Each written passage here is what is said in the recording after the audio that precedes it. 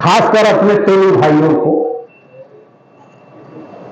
कि दुसाध चमार भाई और कुर्मी भाई से तो कुआं न छुआ था, मुंह देखने से जतरा नहीं खराब होता था, लेकिन तेली के मुंह देखने से जतरा खराब होता था, पानी छुआ जाता था। ये किसने किया? वही ब्राह्मण किया। अमीसा हो तो शुद्र हो,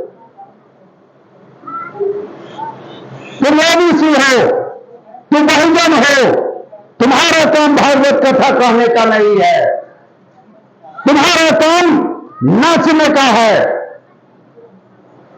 तुम्हारा काम वेश्यावृत्ति का है। गूगल सर्च कीजिए और आज उसी ब्राह्मण के पीछे पड़े हो, लात मारो उस ब्राह्मण को। कोई भी तेली अगर यहां बैठे हुए हैं, तेली कानून बैकवर्ड दलित, अपने घर में दाल भात चावल खिलाने का काम आप उस ब्राह्मण को कर दीजिए, हम लोग आपके बीच आना बंद कर देंगे और वो खा लेगा। तो वो अंतर भी ब्राह्मण नहीं खाएगा। तो फिर आप क्या मान रहे हो? मन तो आप बढ़ा रहे हो, गुलाम तो आप खुद बन रहे हो। उसको पूछकर क्या पूछते हैं ऐसे लोगों को जो हमें जात में बांट दिया, हमें अछूत कहा? ऐसे जाति को आप बहिष्कृत कीजिए, ऐसे जाति को पूछिए नहीं। क्या गृह प्रवेश आपका बेटा मेहनत करके कमाई करके आपको पैसा देके घर बनवा देता है, पहला लात ब्राह्मण रखेगा? घर का बुजुर्ग माता पिता नहीं पहला लात देगा? यही है मानसिक गुलाम। और इसी कारण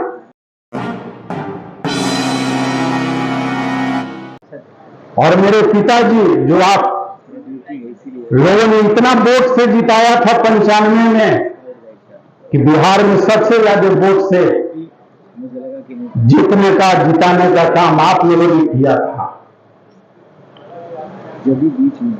आप लोग समझते होंगे कि वो भगवान के पुजारी थे। नहीं, वो भगवान को कभी नहीं मानते थे, वो नास्तिक थे। जो बुजुर्ग लोग उनके साथी थे वो देखे होंगे कि उनके हाथ में कभी भी अंगूठी या ये कलावा ये सब नहीं था। वो घर में पूजा पाठ नहीं किए, कोई भूलने बाबा का पूजा नहीं किए, न किसी बच्चे का जन्मोत्सव भी मनाने का काम उन्होंने अपने मरने के पहले तक नहीं किया। लेकिन समाज में वो जागृति नहीं थी। भगवान के नाम पर एक जाति के लोग पाखंड और अंधविश्वास इतना फैला दिया था कि अपना ही लोग, वो नहीं लड़ाई लाठी उठाने आता। यदि जोगिंदर साहू विरोध करना शुरू कर देता कि अब मंदिर में जाना या जो मिट्टी का मूर्ति बना हुआ है ये क्या देगा, जो खुद बोल नहीं पाता है, जो खुद भोग नहीं लगा पाता है, वह मूर्ति आपको क्या देगा? देता कौन है? मैं युवा साथियों को बताना चाहता हूं, आप कितना हो घर का बदमाश लड़का रहिए, बेटा रहिए, अंततोगत्ता जिंदा मां बाप से ही आप पैसा मांगते हो तो वही देने का काम करता है। वो मंदिर में वो बोल बन जाने से यदि आपको धन मिला हो तो कोई भी हमें सबूत दे, मैं आज से यह काम लोगों को जगाने का काम छोड़ दूंगा। और पुनः मैं ऐसे नहीं बोल रहा हूं, मैं 1915 से लेकर 1918 तक 3 साल वृंदावन में तपस्या किया हूं। और गूगल है, कुमार स्वामी जी को सर्च कर लीजिए, जिसकी एक रात की कलेक्शन होती है चढ़ावा 15 करोड़ रुपया उसके प्रवचन में। और मैं भी उसके जाल में फंस गया, लाखों रुपया अपने बेटे की कमाई को उसको पेटी में डालते गया। 2 साल में भगवान की दर्शन हो जाएगी, 3 साल हो गया। अंत में मैं उसके घर तक जब घुसा, उस कुमार स्वामी के दिल्ली घर स्थित में क्यों घुसाया गया? नोट गिनने के लिए कि पुराना ये मेरा शिष्य हो गया है, 3 साल हो गया है। जब नौकर उसका चाय पानी हम लोग को नाश्ता कराने लाता था तो मैं थोड़ा कुरफाती दिमाग का मैं पूछ लिया कि गुरु महाराज के कितने बाल बच्चा हैं? तो 2 बेटा 2 बेटियां। हमकी बेटी लोग की शादी हो गई, कहां सर, एक बेटी ड्राइवर के साथ भाग गया, बेटा पैसा छीनेगा, आप लोग गिन के जाइएगा, और वो बॉम्बे पहुंच जाएगा हीरो हीरोइन के साथ रात बिताने के लिए। और वैसी वृंदावन मथुरा में उनकी प्रवचन में मैं मंच पर चढ़ा और खुलेआम कहा कि जो व्यक्ति अपने बाल बच्चों में संस्कार नहीं दिया, वह हिंदू धर्म की बात करता है और संस्कार की बात करता है, और तुम हमको भगवान के दर्शन कराओगे। और वहां पर कितने 99% वो लोग थे जो लोअर मीडियम वर्ग थे, मीडियम वर्ग के लोग थे, गरीब लोग थे, जो अंधविश्वास में पड़ के कि 1000 हम दान करेंगे तो 2 महीना में हमको 2 लाख आ जाएगा। इस लालच में वो फंसाता है। और मैं मां बहनें यहां बैठी हुई हैं, अब आप लोग हमको बताइए कि किसी भी सवर्ण जाति ही नहीं, आज माने 10 साल पहले जब नर्सिंग होम हॉस्पिटल नहीं होता था, तो जो मां प्रसव करती थी तो कौन लोग जाती थी? हमारे मोची समाज की मां बहनें जाती थी बच्चा पैदा कराने। बच्चे के मुंह में पहला उंगली कौन डालती है? हमारी वो मोची परिवार की मां बहनें। और जब बच्चा वह दूध पीने लायक हो जाता है और देह में तेल लगाने लायक हो जाता है, 6 महीना का हो जाता है, तो वही मां, जो हमारी मां बहनें उस बच्चा को पैदा कराने गया, उसी का मां बाप कहता है दूर रह, बच्चा दूध पिए था, बच्चा छुआ। इतना भी दिमाग नहीं है आप लोगों के पास। और ये किसने स्थापित किया? वही एक जाति ब्राह्मण, जो भगवान के नाम पर आज तक हम सबों को ठगते आ रहा है। हमारा पूर्वज अनपढ़ थे, हमारे दादा परदादा अनपढ़ थे, आज हम लोग पढ़ लिख लिए हैं। लेकिन जब अनपढ़ आदमी जब अंधविश्वास पाखंड में पड़ जाता है, इसलिए कि उसको कुछ जानकारी नहीं है।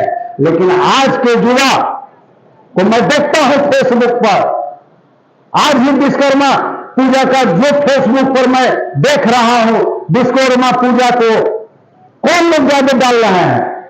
इस पूरे देश का दलित पिछड़ा का ही बेटा, एक भी सवर्ण जाति का बेटा विश्वकर्मा पूजा के विषय में अपने फेसबुक पर नहीं डाल रहा है। यहां बैठे हुए हैं, देख लीजिए, कौन राय, कौन शाह, कौन दास, ये सब नाम से डाला गया है। मैं आप लोगों को बताना चाहता हूं, खासकर अपने तेलुगु भाइयों को, कि दुसाध चमार भाई और कुर्मी भाई से तो कुआं न छुआता था, मुंह देखने से जतरा नहीं खराब होता था। लेकिन तेली के मुंह देखने से जतरा खराब होता था, पानी छुआ जाता था। ये किसने किया? वही ब्राह्मण किया। और आज उसी ब्राह्मण के पीछे पड़े हो, लात मारे उस ब्राह्मण को। कोई भी तेली अगर यहां बैठे हुए हैं, तेली कानून बैकवर्ड दलित, अपने घर में दाल भात चावल खिलाने का काम आप उस ब्राह्मण को कर दीजिए, हम लोग आपके बीच आना बंद कर देंगे और वो खा लेगा। तो वो अनपढ़ भी ब्राह्मण नहीं खाएगा। तो फिर आप क्या मान रहे हो? मन तो आप बढ़ा रहे हो, गुलाम तो आप खुद बन रहे हो। इसको पूछकर क्यों पूछते हो ऐसे लोगों को जो हमें जात में बांट दिया, हमें अछूत कहा? ऐसे जाति को आप बहिष्कृत कीजिए, ऐसे जाति को पूछिए नहीं। क्या गृह प्रवेश आपका बेटा मेहनत करके कमाई करके आपको पैसा देके घर बनवा देता है, पहला लात ब्राह्मण रखेगा? घर का बुजुर्ग माता पिता नहीं पहला लात देगा? यही है मानसिक गुलाम।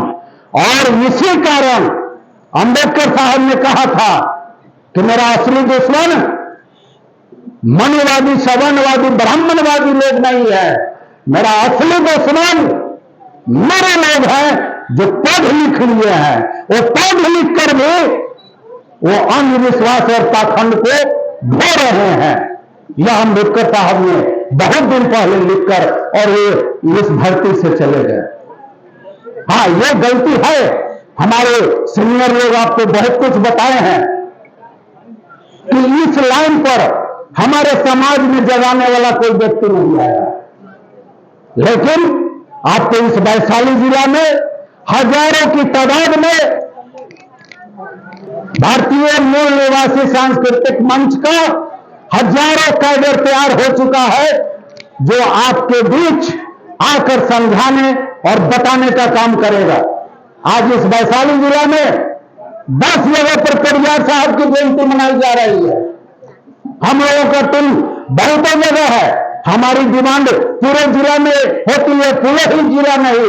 हम तो मोदी के गांव में जाके भाषण दिए हैं, गुजरात में लोग वहां का, दिल्ली में मेरी भाषण सुनने के बाद गुजरात इन्वाइट किया और मैं चुनौती दिया, यदि मोदी तेली होता, बेशक को तेली जाति में जन्म लिया है, लेकिन वो ब्राह्मणवादी आदमी है, वो ब्राह्मणवादियों का कठपुतला है। यदि तेली होता, तेली भाई जो लोग हैं, कानू भाई हैं, वो सुन लीजिए, 79 IAS की बहाली किया ये मोदी, माने 80 में एक के वो कम बिना परीक्षा के बहाली किया। किसको किया? टोटल ब्राह्मण को किया। यदि तेली होता तो वो तो तेली दो तेली को भी तो करता। मेरे समझी जो है वो IAS है, समझे। मेरी बेटी का नंदोसी डिप्टी गवर्नर रिजर्व बैंक है, साला गवर्नर बनाओ अमरेश कुमार को, वो तो तेली है। मनोज कुमार IAS है, उसको संयुक्त सचिव बनाओ किसी विभाग भारत सरकार का, कि अपने जात के युवाओं को नौकरी देने का भी काम करे। फिर आप कहते हो कि तेली है। छत्तीसगढ़ की बेटी तेली यामिनी साहू, वो जब कथा वाचक बनी, भागवत कथा 2022 में कहने जब प्रवचन देने लगी, यही पूरी का शंकराचार्य और हिंदू का जो ठेकेदार लोग हैं, उसके छत्तीसगढ़ घर पर चढ़ कर कहने का काम किया। यामिनी साहू, तुम शुद्र हो, तुम ओबीसी हो, तुम बहुजन हो, तुम्हारा काम भागवत कथा कहने का नहीं है, तुम्हारा काम नाचने का है, तुम्हारा काम वेश्यावृत्ति का है। गूगल सर्च कीजिए यामिनी साहू, ललन साहू का गूगल सर्च कीजिए, मेरा हर स्पीच वायरल होता है। क्यों कहा? तेली प्रधानमंत्री, उसके टाइम में एक तेली की बेटी यामिनी साहू को खुलेआम ब्राह्मण उसके घर पर चढ़ के कह रहा है कि यह भागवत कथा, यह रामायण कथा, तुमको अधिकार नहीं है कहने का। फिर हम हिंदू कैसे हैं? फिर हम हिंदू कैसे हैं? वो छत्तीसगढ़ की तेली है तो मैं बिहार का तेली हूं। अब फिर भी हम उस ब्राह्मण के पीछे भाग रहे हैं। आइए पंडित जी, सारा पढ़ा लिखा नहीं है, मैट्रिक फेल, ओम भर्गो स्वतः भर्गो देवस्य धीमहि धियो यो न प्रचोदयात्, यह गायत्री मंत्र भाई जी इसका अर्थ जब कहेंगे मां बहनों बहुत गलत अर्थ है। ये मंत्र आपको शीर्ष न्यूज का वीडियो को ज़्यादा से ज़्यादा लाइक करें, कमेंट्स करें और ज़्यादा से ज़्यादा शेयर करें, चैनल को सब्सक्राइब करें और बेल आइकन ऑल सेलेक्ट करें ताकि आपको वीडियो मिलता रहे। धन्यवाद।